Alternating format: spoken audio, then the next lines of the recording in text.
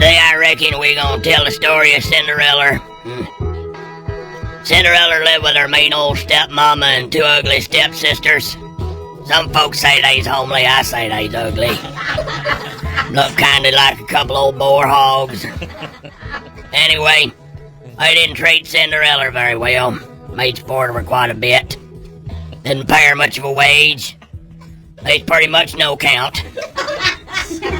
I think one of them is from Arkansas. But I reckon they just jealous on account of Cinderella was a pretty little thing. Not much bigger than a squirrel. They made her live out in a shed, an old hole in the ground. Brunged her biscuits and mustard a couple times a week. Living high on the hog, eating potted meat and sody crackers while they made Cinderella tote the wash and fix the mower. Well, sir, there's a prince in town who kindly wanted him a girlfriend, I reckon. They decided to invite all the pretty people up to the castle. Some people call it a mansion, I call it a castle. My mean old stepmama and her ugly youngins went on to the shindig and left little old Cinderella at home to work on that tiller with a busted fan belt. Well, afore you knowed it, Cinderella's fairy godmama showed up waving a magic stick. She gave Cinderella a pretty new dress and a pair of glass shoes. Some folks call them slippers, I call them shoes. Then she went out in the garden and turned a pumpkin and some rats into a big old fancy wagon and some horses. Told old Cinderella to go on to the party.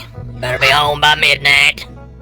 That fairy godmama didn't want to go along because she's stove up from all that ferrying. She's old and give out. Well, Sir Cinderella really hit it off with that old prince.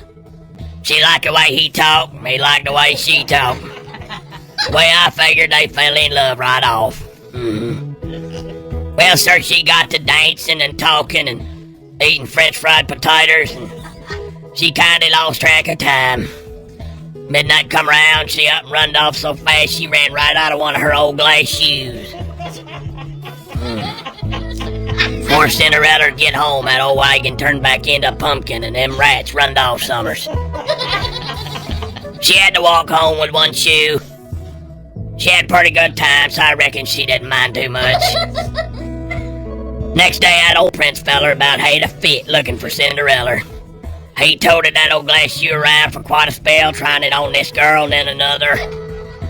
Finally, he tried it on Cinderella. He's so happy he about bust.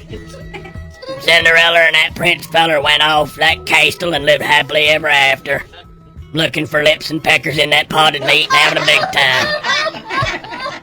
Them ugly stepsisters so ed up with it they wound up in the nervous hospital. Cinderella never forgot her mean old stepmama and how cruel she was to her. And every time she thought about it, she just saw red. So one night, Cinderella got her an old lawnmower blade out of the shed, went over to her house, killed her, plumb near cut her head clean off. Then she called an ambulance and a hearse. Moral of the story is, you ain't good to your step youngins, they might cut your head off.